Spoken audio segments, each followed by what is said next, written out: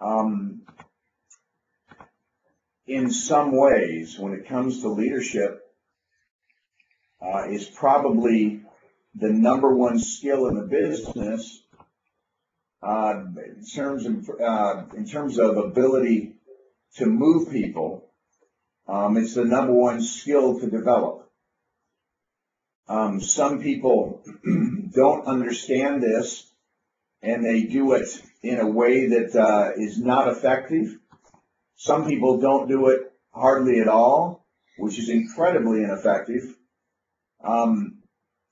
Bottom line, one of the things that I learned very early on in business, and then I saw how many different ways it was applied by successful leaders, but it was a big deal when I got the breakthrough, and we'll talk more about that specifically in a few minutes, of what it means to sell the dream. I call it the art and the science.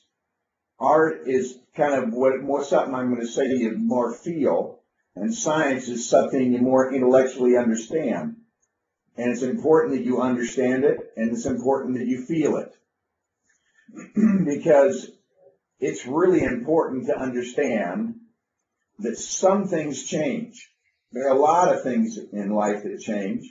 In fact, overwhelmingly, most things change. We're in the middle of going from summer to fall, and soon we'll go from fall to winter. And we see these changes go on and ongoing in almost everything all around us. When you take it to the affairs of men, what's cool changes. Next. Products change. Technology changes. Systems change. Leadership changes. Company names change. I remember when we founded the company, the forerunner of WFG, it was WMA Securities, and we started a new broker-dealer. And it was with what we have now, World Group Securities. It's about to become Transamerica Financial Advisor, though we can't use that name till it's official and it's announced. But things do change. Most stuff changes. In fact, almost everything changes. But it is really, really, really important to understand some things don't. And the things that don't have the way of being eternal and eternally significant. And while this is not meant to be a religious conversation at all, and it won't be, it's important to understand that the one thing we're going to discuss today that does not change is human nature. People have been acting like people for thousands of years. The same stuff. We tragically often repeat the same mistakes, not learning too well from the past. But human nature is a constant, in the sense that whether you take human beings 100 years ago or 1,000 years ago or 100 years from now or 1,000 years from now, without divine intervention, human nature is going to be about the same. We kind of think about the same stuff. We worry about the same stuff. We want the same stuff. So let's talk about a few of those things. Let's talk about what people want. And they wanted it 100 years ago and 1,000 years ago, and they want it 1,000 years from now, and we want it today. People want to be made to feel special. Now, we're not here to talk specifically about that and how to do that. But everybody wants to feel special. You want to feel special. I want to feel special. Our sweethearts want to feel special. Our kids want to feel special. Everybody wants to feel special. Time isn't going to change that. It's important to understand some fundamentals about human nature, because our task, every one of us, is to work with human nature. We work with it with the consumer when we're sitting with them in their homes, or we're sitting with them in a seminar, or whatever it might be. We've got to work with human nature with our teammates when we're talking to them about becoming part of the company and part of our teams. And this is critically important that we get. People want to be appreciated. That's another constant. This is ongoing. But most of all, for our conversation today, people have dreams. They all have dreams. I don't mean just like this this little cartoon that when we're kids and we're dreaming about the toys we want to have on Christmas Eve and before Christmas morning, for those of us who celebrate Christmas. But we all have things we want in life. 100% of the people you know have dreams. They vary sometimes, but certainly a lot of us have a whole bunch of those dreams in common. And it's important to understand that people want their dreams to come true. There's not a day of our lives where we don't want our dreams to come true. Now, sometimes we weary of dreaming a little bit because we're not moving closer to them, and we start pushing them back further and further in our mind. Sometimes people give up on their dreams, but that still doesn't mean they don't have them. Sometimes when I'm talking to somebody and I realize that they've kind of gotten into that state of mind, I realize I've got to get those dreams that they stuck back on the back shelf up high in their life, and I got to get those back to the front of the shelf and bring it down where they're looking at these things again. Because if I want to inspire people, something that I have got to get through my head and understand, and as I talk about these things, I want you to know that I haven't always done a great job with this, but I've done a pretty good job with it. And I want to talk to you about when and how that happened. When I first started in the business, we're going to talk about a breakthrough moment here, but there were some circumstances that led up to it. And I want you to really listen to this. I want you to really try and open your minds and open your hearts to what we're talking about here. This won't be a really long webinar. This will be one of our shorter ones, but it will be, in its way, perhaps the most important one. If you understand this, if you can have a breakthrough moment, or we can prepare you to have a breakthrough moment that'll happen in the next weeks or months, and you get this, it's like a sunrise. It's like everything was dark, and now all of a sudden you can see. And the sun keeps rising, you see for miles. That's what happened in my career when this occurred. Early in my career, my leader started talking to me about what the phrase selling a dream, but it didn't mean anything to me. I mean, I understood what selling meant. I understood what a dream was, but I didn't understand how you sold a dream.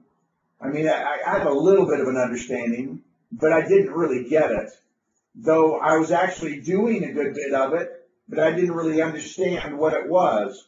The problem with not understanding it clearly is you tend to stop doing the things you don't understand that there's a purpose for. And so this is in probably the first year of my career, maybe about 12 months into it, might have been 14 when this thing hit me, like someone hit me with a board over the head. I got a new understanding and insight, and that's something I hope to help you gain today, or at least to deepen your existing understanding.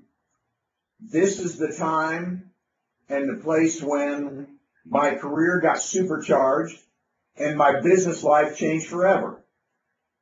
It's like they show in these cartoons, that's why we put it up there, that light bulb went off over my head.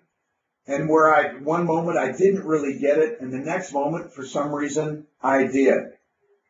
And I want you to understand loud and clear, this is a breakthrough you must make if you're going to play in the big leagues. Now, if you're just going to grind it out and work hard and, kind of think about this stuff every now and again, that's one thing.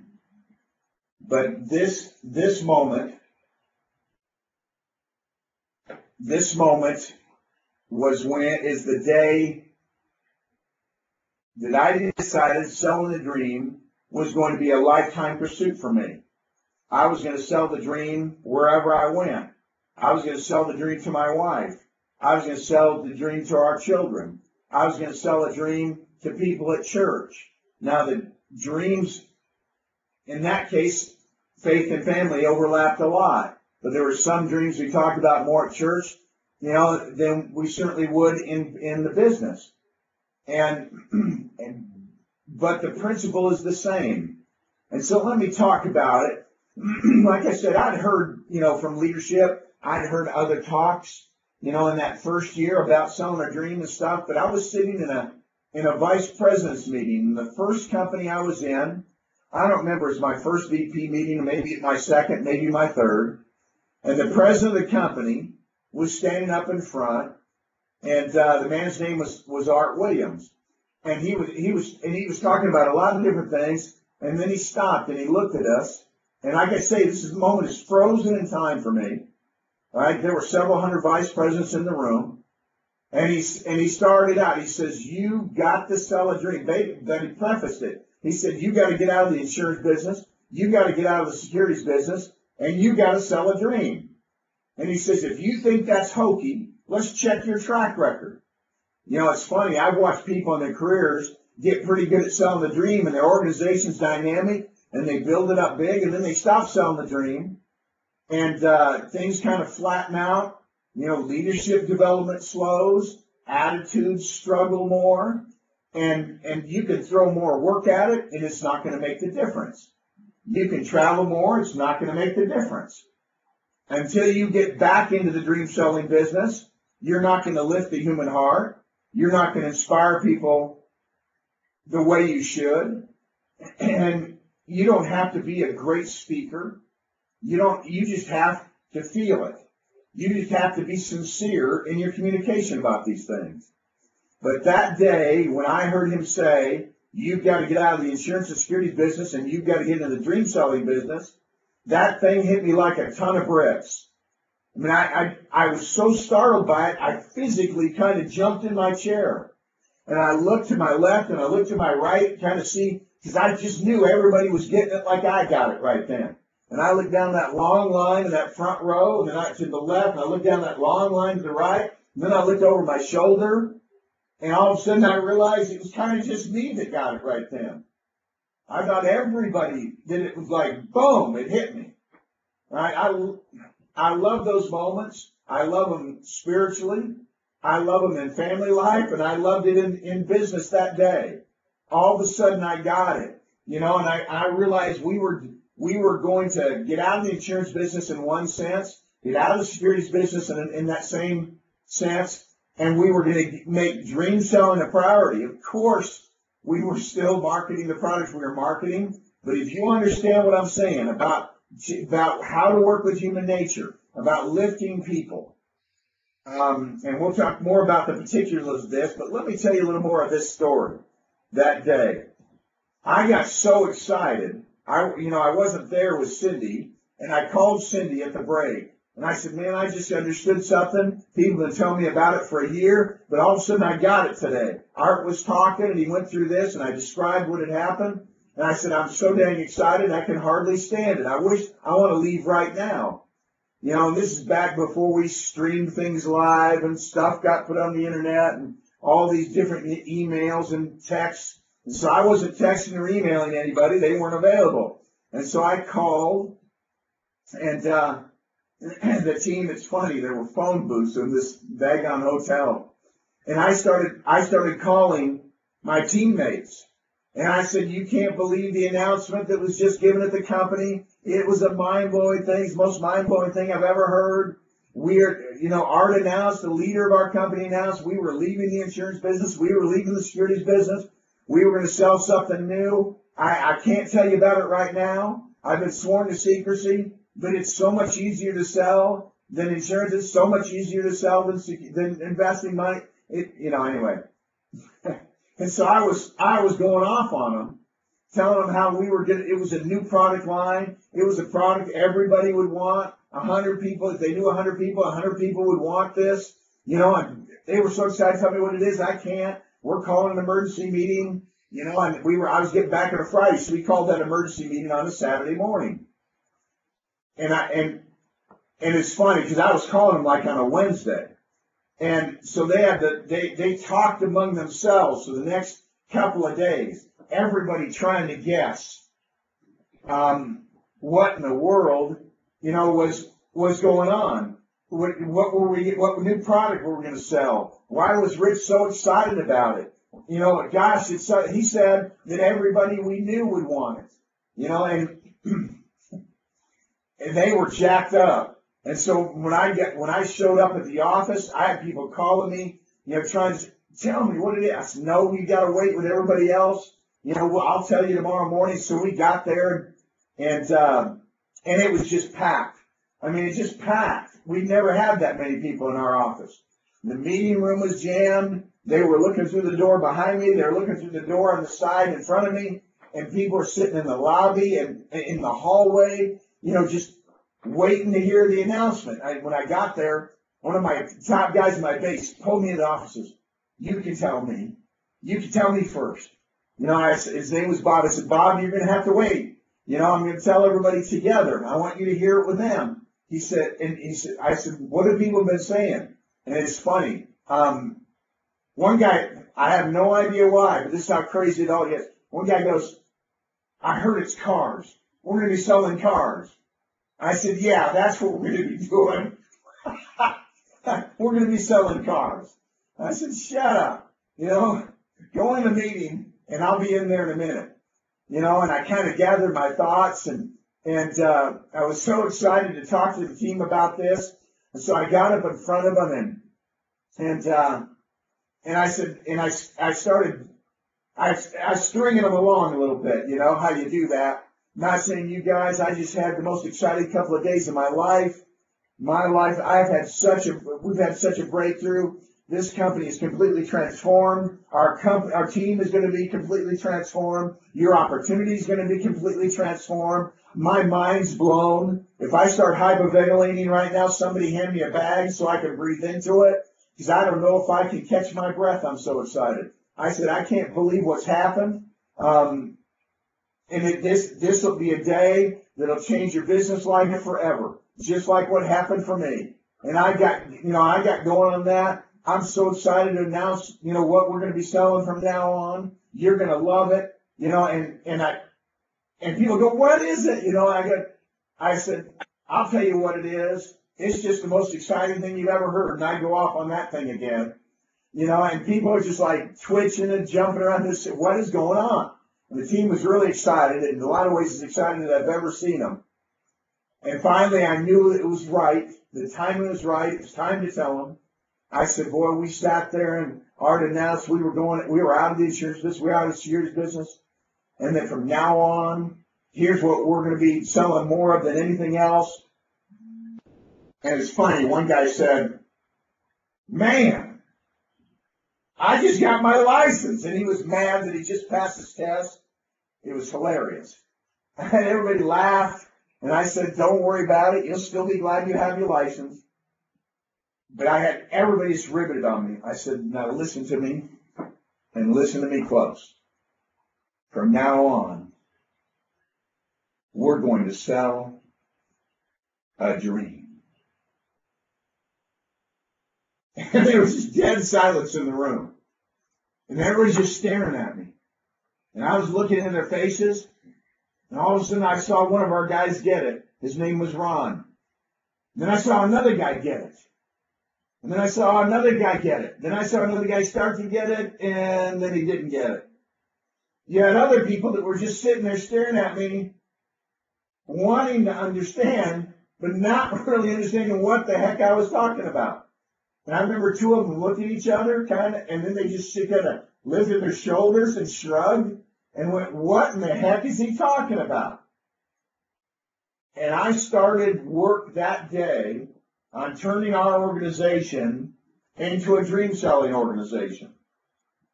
I can't tell you how much better our recruiting went from that point forward.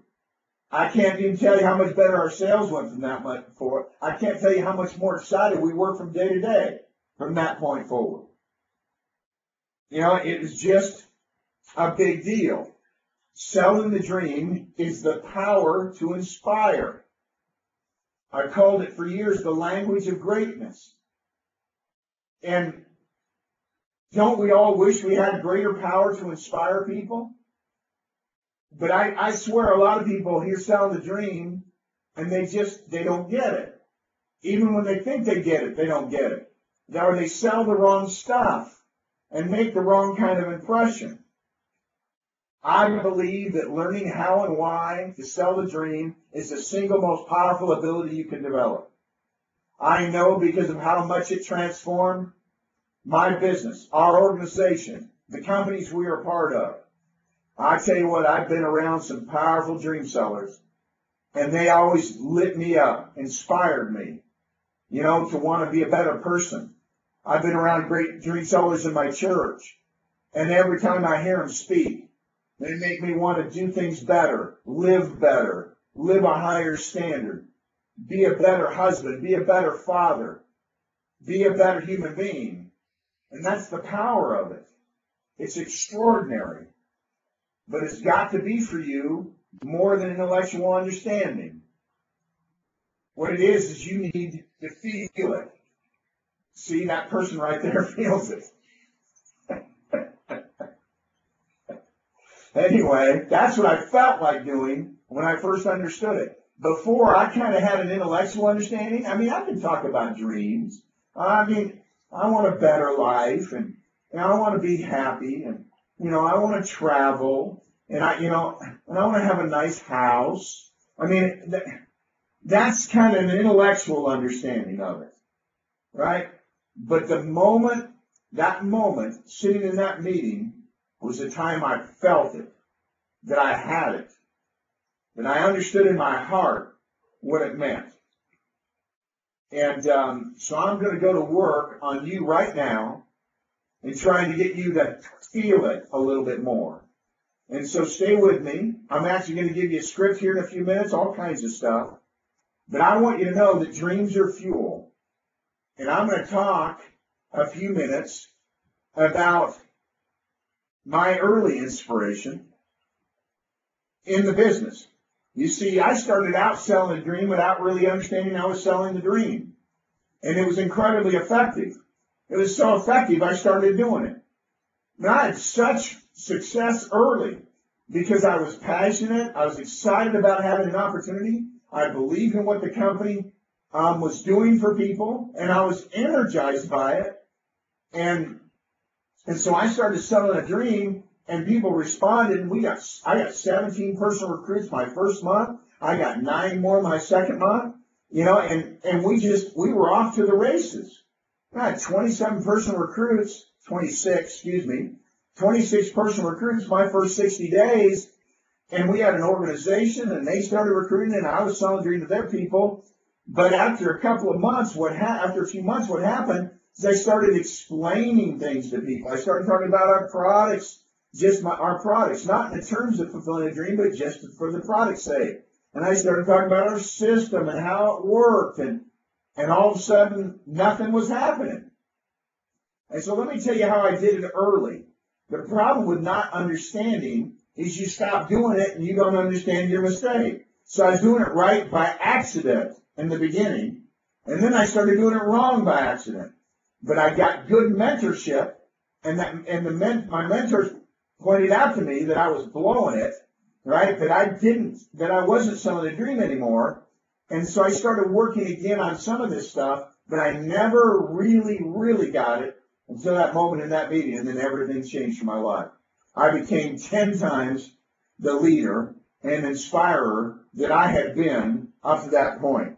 And all of a sudden, our recruiting numbers really started moving. And with that and a couple other breakthroughs we had about the system, and boy, we blew it up, and it felt great, and I love this thing. So here's what I talked about in the beginning. So imagine I'm talking to somebody about the business, and I'm going to throw 4 things up here, and I'll start with this one. Cindy and I, on our honeymoon, one of the things and this is the way I talk to people. I said, when we were on our honeymoon, we sat down after like the second or third day, and we were having dinner together. And we started talking about the things we absolutely wanted out of life.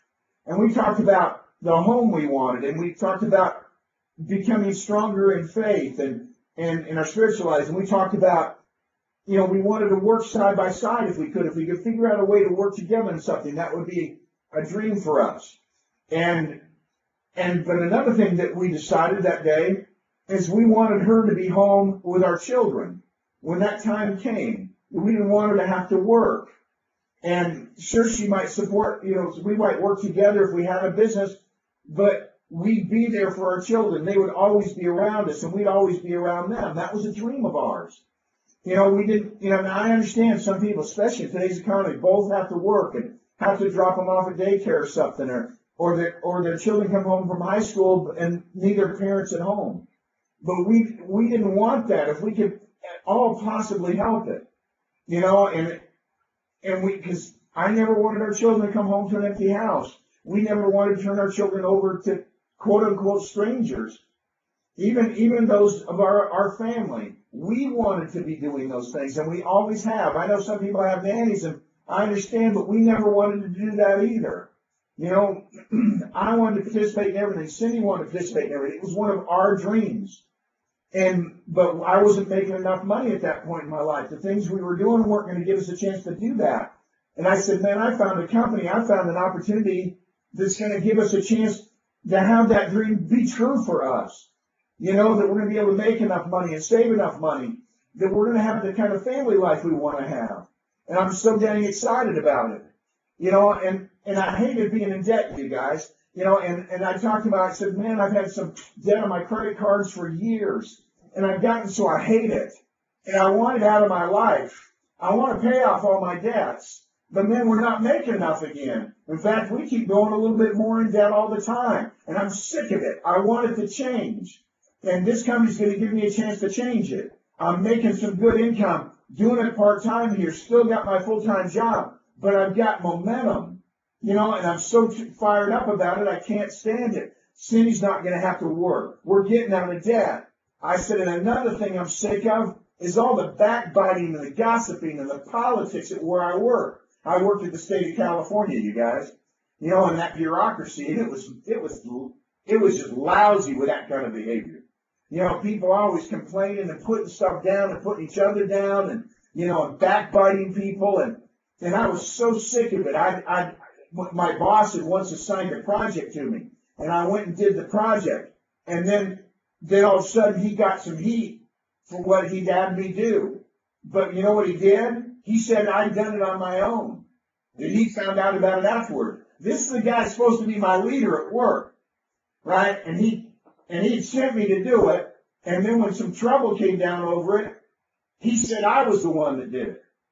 I remember how furious I was at that lying like that, at that kind of cutting my legs out from underneath me. I went all the way to the president's office of the university, ended up sitting down with one of the two VPs, and the guy reassured me, we know he's the one who told you to do it, and we know he used you as a scapegoat. He says, but that's the way it is sometimes. You've got to get everything in writing. I said, are you telling me the values by which this place works, when my boss asks me to go do something, I got to get it in writing first and stick it in a file? I can't take him at his word. He said, I'm just telling you, you need to learn from what just happened to you. I said, here's what I learned, I told him. I got to get out of here.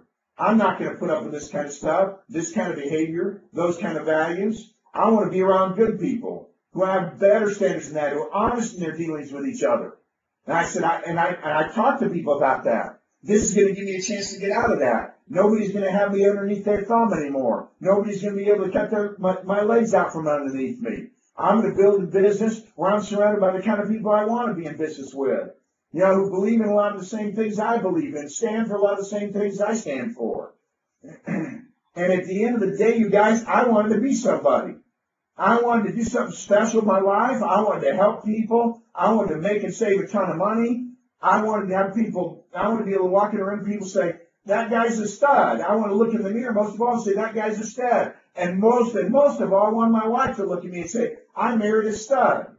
This was the dream that I was full of. And so I started out those first few months of business talking about this stuff to everybody all the time. And I didn't even understand how it was energizing them.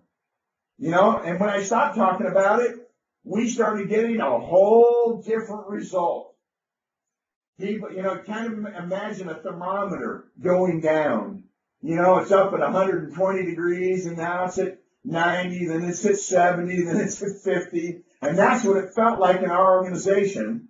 When I stopped selling the dream, stopped talking to new people about this stuff that turned me on so much. You can hear the energy in my voice when I talk about these things, even though we've long achieved this stuff.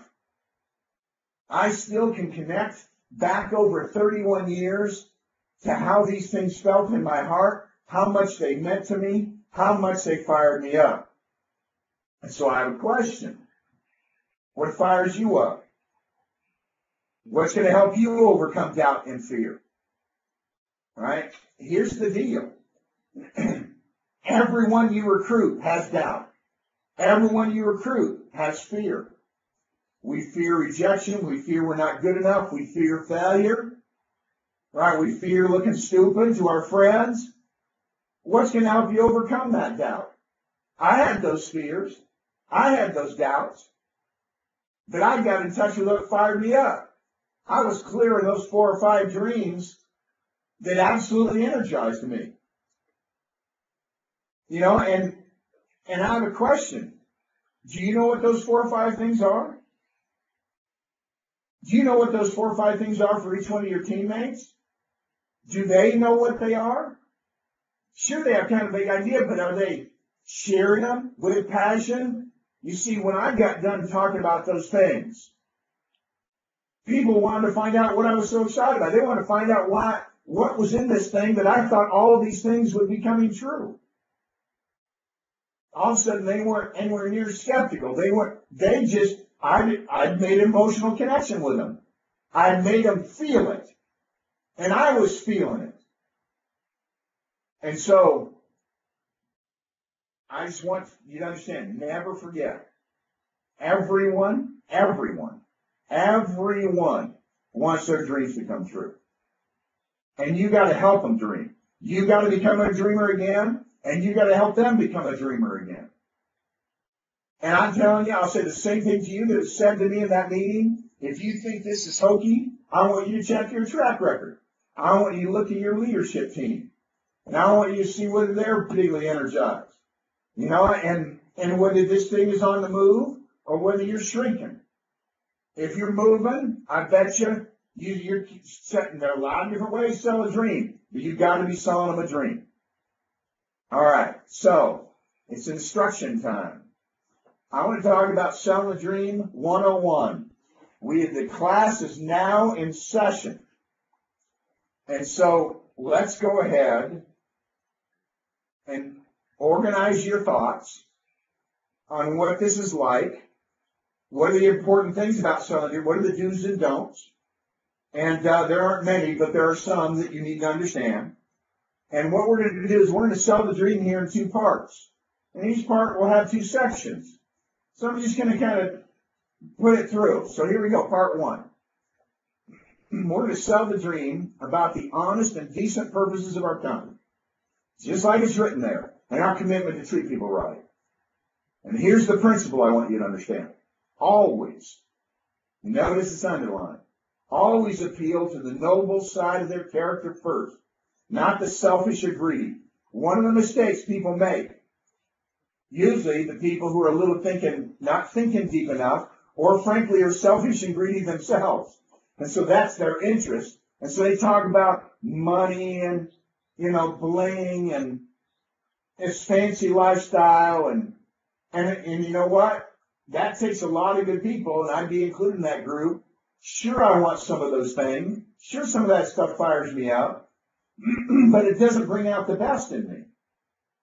And that stuff is shallow. When you're tired and you're discouraged and you're frustrated and you just got rejected by a friend and stood up at a meeting the night before, you don't think, man, I'm going to keep going because I want a nice watch, right? Or I want a better car. I guess unless you didn't have one that was running at all.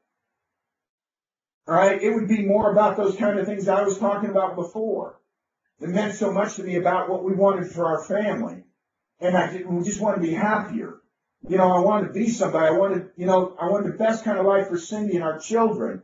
I wanted out of debt. This is the kind of stuff that caused me to overcome those dark moments, those frustrating moments, those discouraged moments.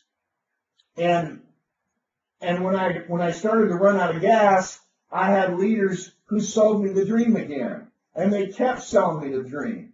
And as they did that, it's just like pulling into a gas station and getting gas in the tank. Put the cap back on and on down the road. I'm good for another 400 or 500 miles.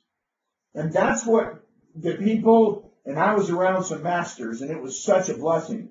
As they sold me the dream and kept selling me the dream about thinking big. And I remember a moment I was on a phone call with my leader, my upline, and he started talking to me about becoming financially independent. And I didn't realize he was selling me the dream, but I was eating it up. And he was talking about, having that kind of life where you're not having to worry about the bills from month to month, and you're able to do the things you want to for the people you love the most. You're able to take care of your parents, and he was selling a dream, right? And he said, Rich, you're gonna have to make a lot of money in order for us to understand these kind of things together. You're gonna have to at least accumulate $20 million or more just because he says, because I'm going to do 100 million or 200 million, and you're going to have at least that much together in order for us to understand each other, to have a good conversation. Otherwise, you'll be thinking too small. And I remember going, wow, that would be awesome. Now I stand in my little rented townhouse, right? And we didn't have $1,000 in savings hardly. We did by then. But the point was, he was selling me this dream and what would result from it and how much it meant. And I'm telling you, it lit me up. And they kept doing that to me about not just material things. It was about things that, about making a difference in other people's lives and about changing your family's destiny and about being able to take care of your children, your grandchildren, your great-grandchildren, and these kinds of things, and being able to give to causes but at the same time to stand for great principles and lift other people's lives. And I thought, and fighting an industry who wasn't helping people and who wasn't bringing them the right kind of products. And I said, man, I want to do that. And it appealed to that good side of my character. And it lifted me up in a way that material things can't. And so we're gonna do some of both. But you got to know which one to do first. The more character-based the person is that's sitting in front of you, the less they'll respond to just material stuff. And I want you to understand that. So let me show you how we do it. And so this might be how you might talk about it. All right? And this is A. Remember I said there's part 1, part 2, and then there's an A and B in each. And so this might be the kind of language, and I want you to hear it with my tone of voice. And I said, I'm doing something, and I tell you, I'm excited about this company that I've just become a part of, first and foremost, because of what it's doing to help families. When you think about it, most families are probably worse off now financially than they've ever been. They need coaching. They need direction. They need a plan. They need help with debt. They need protection. They need to know where to save their money in safer places. And it makes me feel great to know that I'm really helping people, that I'm really going to be able to make a difference. See, I have to live as I go, right? And I know when I can believe in what I do and know that it's right, man, I can get excited about it. I think that's true for most people. And then I go to B. I also appreciate how this company and this leadership knows how to treat people with respect. They appreciate the people they're in business with. Right? They take a lot of time and effort trying to make others feel good about themselves and their businesses, and it's fun to be a part of it. And so I talked about two things: how much good we're doing for the consumer, and how cool the company and its leadership and their attitudes and their philosophies are. Sometimes I might say they don't, they treat the consumer with respect. They never try and do business the first time they get together. And it's just, this whole thing is about doing things in a low-key educational way and really making a difference for people. And they look for people of character and people that have good family lives. And I love the environment. See, it's all selling the dream. I'm fluent in it. I'm just organizing your thoughts here. if you didn't like some of these words, then you make them fit what you would say, right? I'm never ever worried about super scripting in one sense. I create scripts that organizes your thoughts. So the first part of Selling Dream Part 1 is to feel the noble side of the character, about what we're doing to help people, about what kind of good people are associated with it, how good the leadership is, and what it means. Now let's go to Part 2. You sell the dream now by illustrating what's in it for them, right? And there are a whole bunch of things you can list here, as you well know. But as you sell this part of the dream, watch for their reactions. Because sometimes you'll say something and they don't seem to respond at all. Another time you talk about something else and they start to light up and want to start talking about it. Right? Through their body language and facial expressions, you'll just tell you what things hit them the hardest, and you'll then know to zero in on those things. And so you've got to get good at that. You've got to get good at that, and just a little bit of experience, and a lot of you have that experience and know what I'm talking about.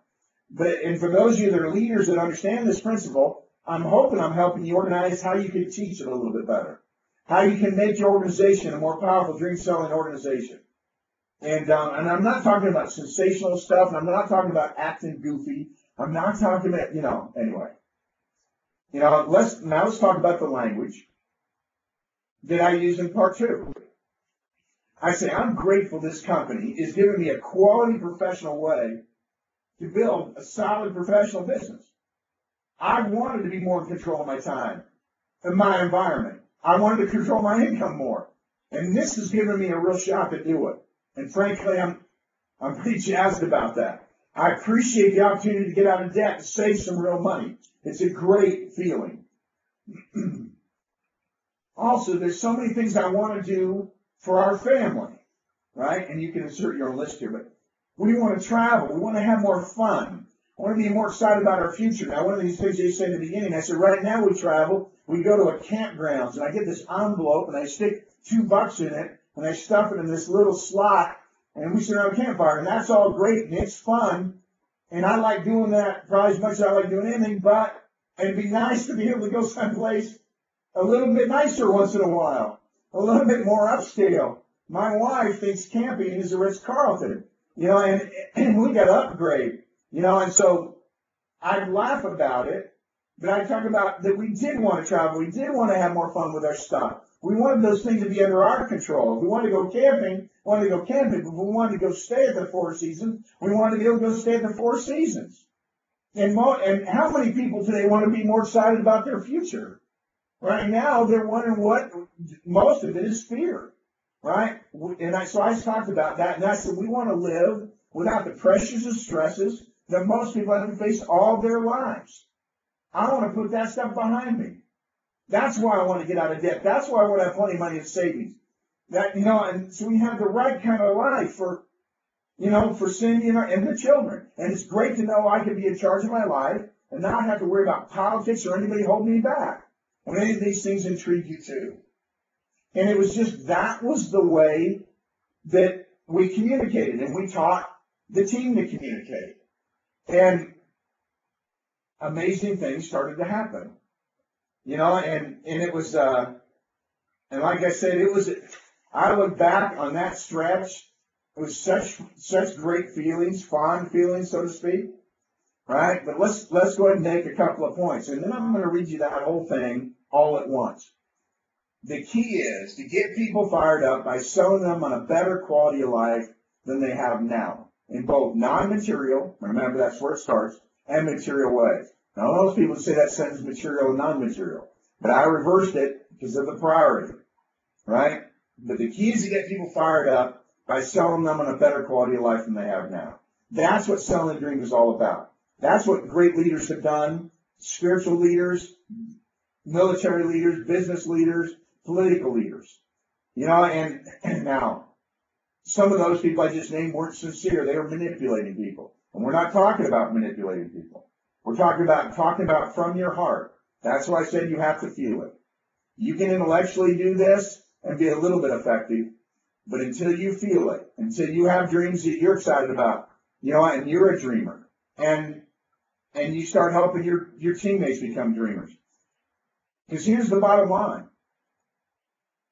We aren't our best self unless we're pursuing our dreams. And a bunch of those dreams need to be noble.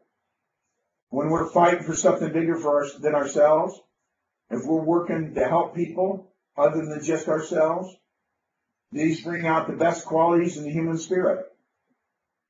The kind that reaches out and helps people when they're sick. That helps them when they're struggling. Right? That helps them during times of tragedy. That part of you is the best part of you. It's the best part of all of us. And I want to appeal to that side of it first. You know, you've heard me talk. Anybody who's heard me talk knows I go on and on about how much good we do people, how much families need help in our countries, and what a difference we get to make, and what a privilege I think it is, and how proud I am of you for doing it. You know, and I never stop feeling that. That's a dream for me to feel those things, to be doing those things. You know, and it would be the same for others. And you can never forget the magic of selling the dream. And I don't use the word magic casually, because it is magic. Right? It's got to be communicated with enthusiasm, tone of voice, body language. Now, you can't see my body language, right? But my legs are jumping, and I'm moving around in my chair, and my hands are moving when I'm talking to you here. But you can feel the enthusiasm, and you can hear my tone of voice. And it's effective, right? And you don't need to be me, but you need to be an enthusiastic you. You know, be you. You now have a tone of voice that has some pace and some energy to it, right? And when they can see you, you're not just sitting there in a monotone with no facial expression. These intangibles are far more important than searching for the perfect words. It's funny, well, can't you tell me what to say? Well, yeah, I kind of just did. And then this will be on the internet, and you can look at it again. But these intangibles I'm talking about are far more important than that. While you're sitting there searching for a word, you ought to just be talking about how you feel. You notice when people start talking about what they think, they sometimes struggle. When they talk about how they feel, the words seem to come. Now, certainly you say, well, isn't it the other way around? No, I don't mean you always have the perfect words to describe your feelings. But when you're talking about feelings, people connect. They listen to you. They rivet. I've watched people talking in all kinds of settings, obviously over decades, in church settings, in business settings, right? And all of a sudden, when they start talking from the heart about the way they feel, about why it's so important to them, about what these things mean to them on a personal level, all of a sudden the room grows quiet. They might have been bumbling and struggling and searching for words, and people are kind of losing interest, and all of a sudden they start talking from that perspective, and everything changes. You got to get that. This is just one of those things. Remember, I said this is the number one skill you can develop. It's the number one skill you can help other people develop. You know, and I tell you what, if you get some people in your organization are better at it than you are, get them up there regular. You know, and you keep learning how to get better at it yourself. Now, I want to rattle on through to finish the whole thing that I just read you, only not stop and explain things in between. And so I'm just going to start going through it, part one, part two. And so we're going to throw both A and B up on this first one, the part one. Let's just do it. Put them both up there. And I'm saying, hey, I'm excited about this company, first and foremost, because of what it's doing to help families. Most families today probably worse off now financially than they've ever been. They need coaching and direction. They need a plan. They need help with their debt. They need protection. They need to know where to save their money in safer places. And it makes me feel great to know I'm really helping people. And I tell you, when I can believe in what I do and know it's right, I can get excited about it. I also appreciate how this company and its leadership knows how to treat people with respect. They appreciate the people they're in business with. And they take a lot of time and make a lot of effort trying to make others feel good about themselves and their businesses. It's fun to be a part of it. I'm grateful this company has given me a quality professional way to build a profitable business. I wanted to be more in control of my time, my environment, my income. And this has given me a real shot to do it. I appreciate the opportunity to get out of debt and save some real money. It's a great feeling. And I tell you, there's so many things I want to do for my family. We want to travel, have more fun, be more excited about what the future holds for us. And we want to live without all the pressures and stresses that most people have to face and put up with all their lives. I'll tell you, it is great to know I could be in charge of my life and not have to worry about politics at work or anybody holding me back. Would any of these things intrigue you too? What do you think they're going to say? Of course they would. And you can put your own stuff in there, stuff that energizes you more.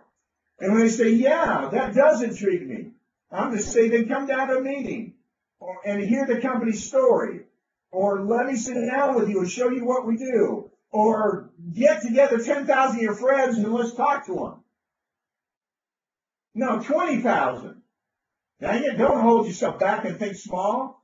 10,000 isn't enough. Let's go for 20. Either way, you guys, here's the bottom line. Let's get after it. People need our opportunity more than ever.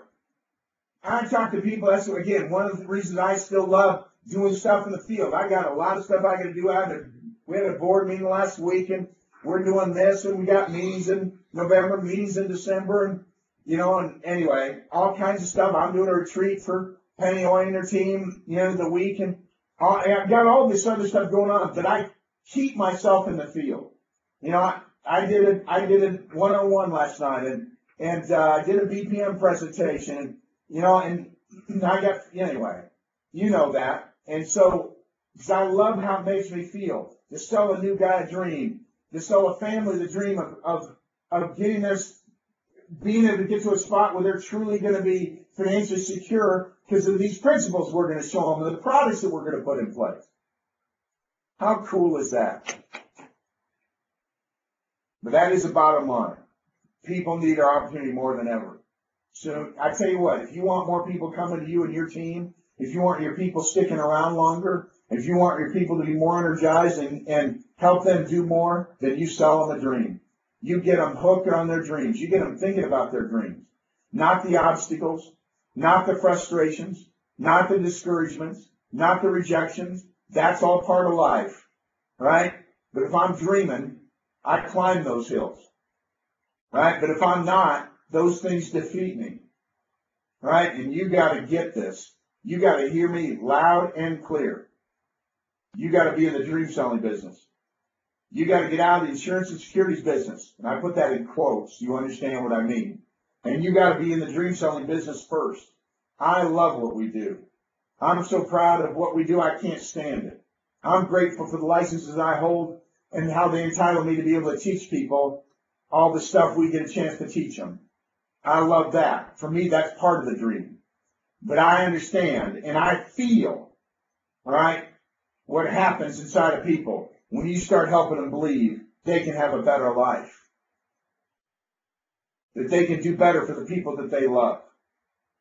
They don't have to put up with all the stuff they've been putting up with, that there is something better waiting out there for them, and we're here to show it to them.